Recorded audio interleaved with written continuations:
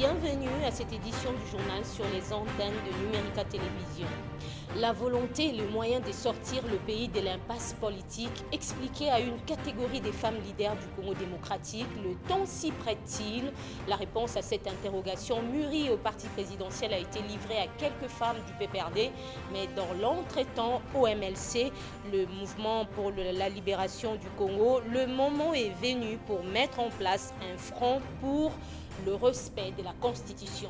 Le fossé des différences entre le niveau de vie et les disparités entre l'équilibre de l'occupation de la ville demeure énorme. Les appartements étant le monopole d'une infime classe sociale, chacun souhaite avoir ou obtenir un nain chez soi. À Kinshasa, on construit même là où aucune maison ne peut sortir des terres. Du désordre au terrain Poul Malebo à Massina, les lopins se vendent à 200 $ américains dans ce coin de Kinshasa. Mesdames, Messieurs, voilà tout pour les sommaires. Encore une fois, bienvenue à cette édition du journal. Une nouvelle plateforme vient d'être créée. Il s'agit du Front pour le respect de la Constitution. La structure est portée par le Mouvement des libérations du Congo et ses alliés. La sortie officielle a eu lieu aujourd'hui à Kinshasa. La plateforme de l'opposition vise à veiller sur le respect intégral de la Constitution. C'est un reportage de Félix Ilunga, Tapi Lutunu et Doudou Kassouba.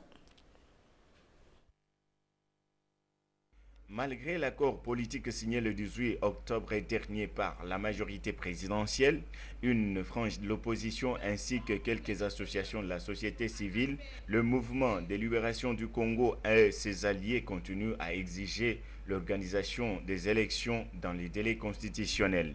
Le Front pour le respect de la Constitution invite les Congolais à se mobiliser autour des idéaux républicains pour faire obstacle à toute initiative politique des trahisons et des complots contre la République. Nous avons deux institutions qui sont chargées de respecter la Constitution et de protéger, en commençant par le président de la République comme institution, qui est appelé à observer, à faire observer la Constitution, et la Cour constitutionnelle qui a les compétences de conserver, en fait, de protéger la Constitution à travers son action. Mais aujourd'hui, les deux institutions sont celles-là qui sont en train de violer la Constitution. C'est pourquoi le peuple congolais souverain doit, à travers l'action que nous faisons, devoir protéger la Constitution, parce que c'est le pacte républicain qui symbolise la cohésion nationale, l'unité du pays. Ces combats-là se fera par tous les moyens légaux et pacifiques, conformément aux lois et règlements de la République. C'est un élément fédérateur qui regroupe tous les Congolais. Tout Congolais éprise de paix et de justice, qui est dans l'approche de la démocratie, va devoir nous soutenir de près ou de loin, parce que le respect de la Constitution, c'est un élément fédérateur. Nous avons opté pour le respect de la Constitution et tous les mécanismes de l'organisation et de l'exercice du pouvoir contenus dans cette Constitution pour sauver notre pays, pour la paix et la stabilité. Dans les prochaines heures, la direction de la nouvelle plateforme politique va publier un calendrier d'une série d'activités politiques populaires jusqu'à l'application effective de la Constitution. Le Front pour le respect de la Constitution regroupe en son sein 46 partis politiques et 31 associations de la société civile. Après le dialogue, c'est l'heure de la restitution. Le président de la CENI a entamé, il y a 72 heures, une tournée de restitution des résolutions sorties du dialogue politique sur le processus électoral. Première étape, Lubumbashi. Sur place, Corneille Nangaa a réceptionné les kits de l'opération d'enrôlement et ce samedi, les kits ont été déployés à Kolwezi dans le Lualaba. Rachel Kichita. C'est le jeudi 27 octobre que le président de la CENI, accompagné d'une forte délégation, est arrivé à Lubumbashi.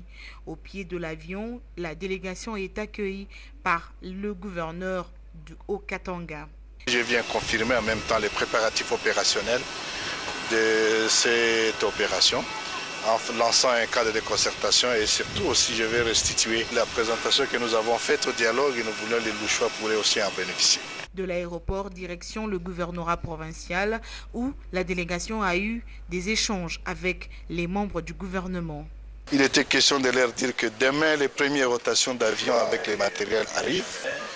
Alors nous avons exprimé notre attente d'avoir la sécurisation de ces matériels phares. Bien entendu, nous leur avons demandé de sécuriser le processus en général. Ensuite, le président de la CENI et sa délégation ont été reçus au Parlement provincial. Sur place, Corneille Nangaa a échangé avec les jeunes sur le processus électoral, particulièrement l'opération d'enrôlement. Je pense que c'est la catégorie la plus importante au niveau du fichier électoral. Quand vous voyez l'ensemble de ceux qui sont jeunes dans les fichiers, c'est plus de 60%. À mon arrivée, j'ai tenu à échanger avec les jeunes pour 3 raisons. Première, je les informer que les matériels commencent à arriver de Kinshasa à Lubumbashi à partir de demain. Mobiliser ceux d'entre ces jeunes qui vont travailler pour la CENI pour cette opération citoyenne. En même temps, mobiliser l'ensemble de la population au Katanga pour une inscription ou enrôlement en masse. À l'aéroport international de Luano, Corneille Nangaa a réceptionné les kits d'enrôlement, lui et son équipe. Puis, direction Kolwezi. D'abord, un entretien avec le gouverneur et toute son équipe. Ensuite, la sensibilisation de la population de Lualaba sur les questions liées à l'enrôlement. Nous sommes venus donc pour lancer et faire la démonstration devant toutes les forces vives de la nation. Il y avait bien entendu les représentants des partis politiques, l'opposition et la majorité, les autorités provinciales, ainsi que les représentants des autorités, de l'autorité coutumière. Ils sont venus, on a fait la démonstration en présentant les kits d'enrôlement, mais aussi en enrôlant un premier échantillon, tout en se disant, la formation commence, le déploiement a commencé, l'opération d'enrôlement va commencer bientôt en province de Lualaba, où nous visons plus ou moins 950 000 électeurs. Restitution des conclusions du dialogue encore, cette fois avec la majorité présidentielle. Hier vendredi, le secrétaire général de la plateforme au pouvoir a sensibilisé plus de 1000 femmes venues des différentes provinces aux intérêts de l'accord de la Cité de l'Union africaine. C'était au Salon Rouge du ministère des Affaires étrangères. Rachel Kichita et Eric Kalambay. Ce sont les femmes de la majorité présidentielle issues de différentes structures qui ont été conviées à cette grande rencontre. Plus de 1000 au total. Elles ont été sensibilisées par le secrétaire général de la MP sur l'accord issu du dialogue politique national inclusif. À leur tour, elles auront le devoir d'aller vulgariser le contenu de l'accord dans les provinces respectives. Oba Minaku a rappelé à l'assistance le plus important, l'accord n'a violé aucun article de la Constitution. Les réalités et la vérité par rapport au dialogue, il faut d'abord que chacun puisse intérioriser et enseigner le contexte dans lequel Joseph Kabila Kabange a convoqué ce dialogue. Conformément à la constitution du pays, à la souveraineté du peuple congolais, mais aussi à nos engagements internationaux, notamment la résolution 2277. Parce que la RDC est un État membre à part entière, je dis bien à part entière du système des Nations Unies. La RDC n'est pas un État rebelle. Les femmes de la majorité présidentielle ont remis un mémorandum au secrétaire général de la MP, mémo adressé au chef de l'État. Retrouvés aujourd'hui pour le lancement de la campagne sur l'accord issu du dialogue politique, ont le plaisir de vous demander d'être leur interprète auprès du chef de l'État pour lui transmettre leur message de remerciement et d'encouragement pour avoir réussi l'organisation du dialogue entre Congolais. Chacune d'elles a pris l'engagement de vulgariser l'accord politique. Il y a 30 ans, la Charte africaine des droits de l'homme entrait en vigueur. À Kinshasa, une conférence débat a été organisée à l'Institut pour la démocratie, la gouvernance, la paix et le développement en Afrique. La conférence a eu lieu hier dans la salle des conférences de la MONUSCO située à l'UTEX Africa. Anita Kangoudia et Serge Mitelesi. Au total, 5 orateurs ont pris la parole, parmi lesquels le professeur André Mbata, premier à prendre la parole devant un auditoire composé des étudiants. Il a axé son exposé sur le bilan de la Charte africaine des droits de l'homme en RDC 30 ans après. Nous sommes dans un pays qui dit qu'il lutte contre la corruption. L'appel que nous avons lancé, c'est celui-ci. C'est que l'année ne se termine pas. Que la RDC, si elle veut te considérer comme un pays qui lutte contre la corruption, que la RDC ratifie la charte et la convention contre la corruption. Le deuxième instrument, c'est la charte africaine de la démocratie, des élections et de la gouvernance. C'est cette charte qui vous dit que dans les pays africains, les élections doivent être libres et doivent être transparentes et apaisées. Comment se fait-il que dans notre pays, pendant qu'on parle des élections libres, transparentes et apaisées, on refuse jusque-là de ratifier la charte africaine de la démocratie? Marie-Madeleine Kalala a mis son accent sur le bilan du droit de l'homme relatif aux droits de la femme et son impact. Finalement, on a obtenu la révision du Code de la famille qui posait problème pour la femme mariée et pour la petite fille. Aujourd'hui, les droits de ces deux catégories de femmes est assuré et vraiment, je me dis que si on pouvait continuer comme ça, ce serait bien. Mais avoir des lois ne veut pas dire qu'on a tout gagné. Il y a la partie application de la loi maintenant qui mérite qu'on s'y attarde et qu'on monte des stratégies pour que la loi soit réellement respectée et appliquée. Après les 5 exposés, les étudiants ont posé des questions aux orateurs pour éclairer leur lanterne. Lancement officiel ce samedi de l'association FLAG, Foi et Loi autour du globe. La structure à vocation chrétienne plutôt, regroupe juges, magistrats, avocats, conseillers juridiques et étudiants ou tout homme des droits professant la foi en Jésus-Christ. FLAG, qui est un modèle américain, se veut une structure des hommes intègres et justes représentant le grand Seigneur avocat Jésus-Christ pour une justice équitable dans la société congolaise. C'est un reportage de Jefté Kichita et d'Éric Ndongala. FLAG, Foi et Loi autour du globe est une plateforme apolitique. La structure vise la transformation d'au moins 1% des juristes chrétiens à refléter la vie de Jésus-Christ dans l'exercice de leurs fonctions. FLAG, qui est une association regroupant les professionnels des lois, prône les sens élevés d'éthique, d'honnêteté et de bonne moralité.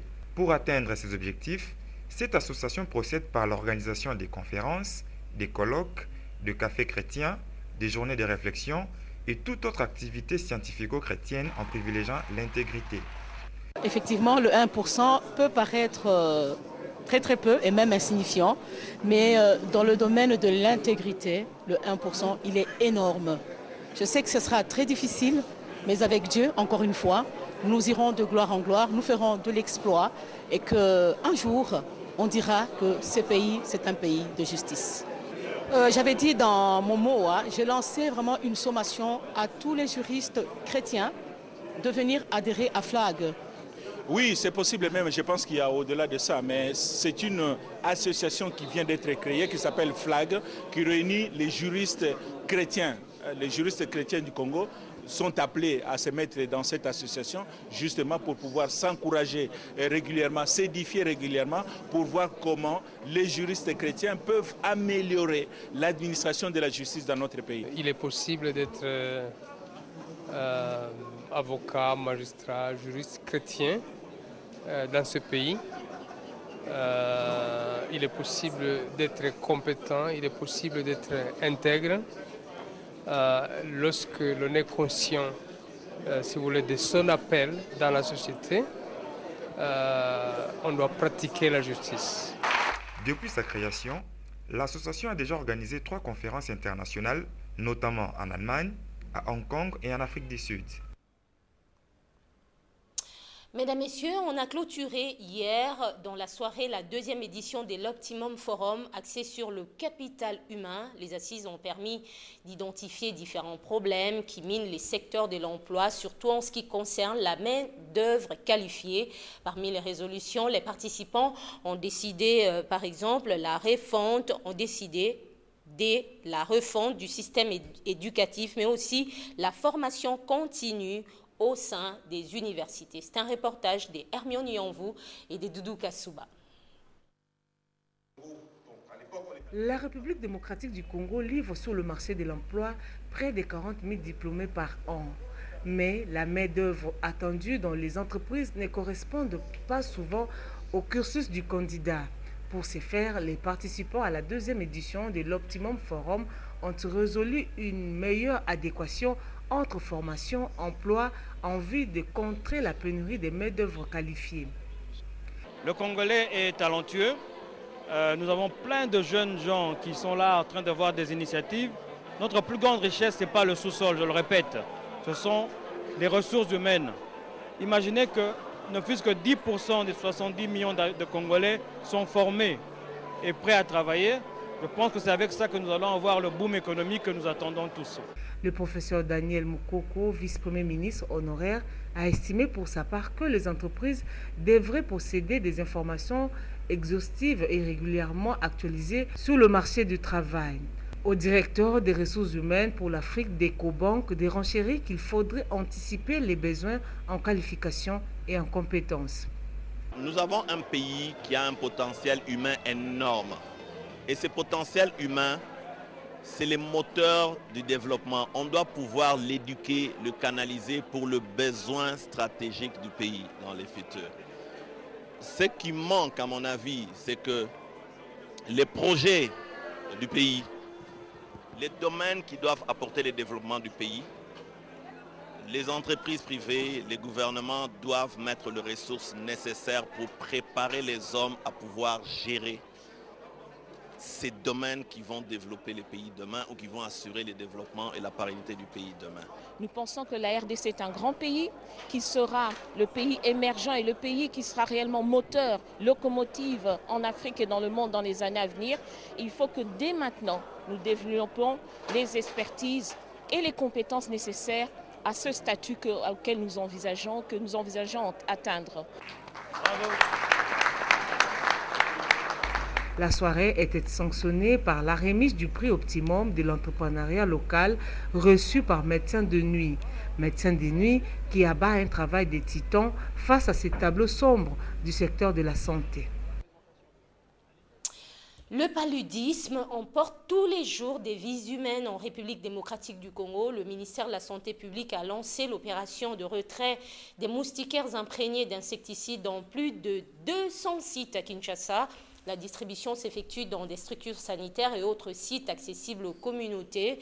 Et les files d'attente sont loin de se terminer, surtout dans les communes populeuses, par exemple à Massina et Anjili. Nous y reviendrons avec images à l'appui dans nos prochaines éditions. Kinshasa connaît une forte croissance démographique, un phénomène qui serait d'ailleurs à la base des constructions des maisons, même sur des sites non adaptés, cas du Poul Malebo à Massina, un site agricole où poussent progressivement des constructions anarchiques aux grandes dames des maraîchères, en dépit d'un arrêté ministériel interdisant toute construction sur les sites. Et sur cet espace, des terrains spoliés se négocient ou se vendent à $200 américains ou 300. C'est un reportage de Félix Ilunga et d'Eric Kalambay. Un véritable vivier économique, le Poul Malebo peut à lui seul nourrir des milliers de Congolais. Depuis quelque temps, des maisons anarchiques gagnent de l'espace agricole et des terrains spoliés, empêchant ainsi les agriculteurs à bien faire leur travail de champ. Pourtant, l'agriculture est la base même du développement. L'esprit comment il y a même des maisons déjà qui sont loties ici. Et d'ailleurs, en face, là, si vous regardez, c'est rempli de maisons. C'est déjà spolié. C'est cas est reconnu déjà même au niveau national, au niveau même provincial. Le ministre de l'Agriculture provinciale, récemment, le ministre de l'Agriculture nationale était ici, je pense, le mardi. Il a visité, il a vu des maisons qui sont construites. Et pourtant, le site est agricole. Nous avons un arrêté ministériel qui nous autorise d'exploiter ces terrains. C'est le Poul Malebo. Commençant par Kingabois jusque là, le Poul Malebo. Et c'est le bassin du fleuve. Mais dommage, les gens construisent. Ces constructeurs font fi de l'arrêté ministériel. Construire sur le lit du fleuve présente d'énormes conséquences. Nous sommes sur le lit du fleuve, c'est-à-dire sur le lit du fleuve, il est strictement interdit de construire. Construire dans un tel milieu, il faut d'abord faire les études du sol. D'ailleurs, si on construit ici, je ne sais pas si on va manger. Mais venir construire dans un tel milieu, donc là vous négligez, vous minimisez l'agriculture qui est le poumon du développement d'un pays. La raison qui motive les acheteurs de terrain serait le faible coût. J'ai une fois rencontré quelqu'un qui achetait le terrain quelque côté de $200. Et je lui ai même demandé, je dis papa, tu veux mettre ta vie en danger à cause de $200. Est-ce que tu sais ce qui viendra à la longue? Pourquoi pas préserver votre vie? D'aller même ailleurs, là on est en train de vendre à Bibois et de rester dans ces milliers à la longue qui va te causer des problèmes. Et le papa me dira que non, maman essentielle que nazo ici kaya uchamutu. Vie comme il passe c'est la kaka Kinshasa. Le secteur agricole a un effet multiplicateur. L'État a intérêt d'en tirer profit. Pour résoudre ce problème, selon les maraîchers, les ministères de l'urbanisme et habitat, des affaires foncières et de l'agriculture détiennent la clé. Ces trios devraient mettre en place un plan stratégique. Et mesdames, messieurs, entre ces sites et le fleuve Congo, il n'y a qu'environ 7 km de distance et avec cette période des pluies, cette zone est presque inondée. Les ordures des ménages et des commerces cohabitent avec aisance au centre-ville. Le temps que prennent les éboueurs pour vider les dépotoirs et dégager les amas d'immondices sur les trottoirs préoccupe. Cet état des choses conforterait l'idée même ou la conviction que les Congolais sont inattaquables par les microbes qui se répandent dans l'air ou par terre. Et les couacs, c'est la quasi-absence d'une bonne politique de gestion des déchets dans la ville de Kinshasa, surtout au centre-ville. Yannick Mbouyamba et Sonny Moulopoué. Là où siègent les ordures, la poisse domine. Dans nombreux endroits du centre-ville, les immondices entassés traînent plusieurs jours avant d'être évacués. Les éboueurs ne reflètent pas une coordination mesurée de leurs services dans la gestion des déchets de la ville.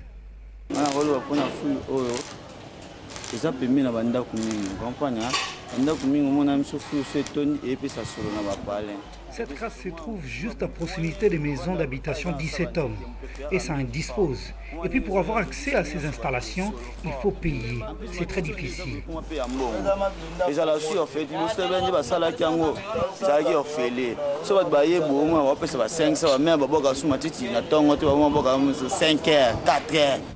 Kinshasa accueille tous les jours des touristes et visiteurs anonymes. La saleté choque toujours lorsqu'elle s'affiche, surtout avec aisance.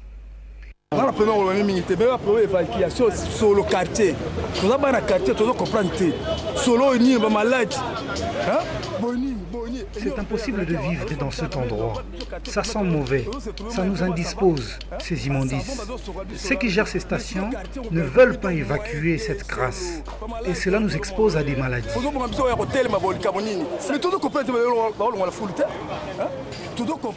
Nous sommes des hommes, nous ne sommes pas des animaux. Les amas d'immondices donnent un cachet confus à la capitale congolaise. Hors de nos frontières, au moins 25 personnes, dont 6 gendarmes, ont été tuées jeudi et vendredi dernier en Centrafrique lors des violences déclenchées par des groupes armés dans la ville de Bambari et ses environs. C'est ce qu'indique un communiqué de la force de l'ONU en Centrafrique publié ce samedi. La MINUSCA condamne par ailleurs une attaque armée menée vendredi par des anti-Balaka contre 8 de ses fonctionnaires alors qu'ils se dirigeaient vers l'aérodrome des Bambari. Mesdames, Messieurs, fin de cette édition du journal sur nos antennes. Très bon week-end à tous. Prenez soin de vous et bonne suite des programmes sur Numérica Télévision.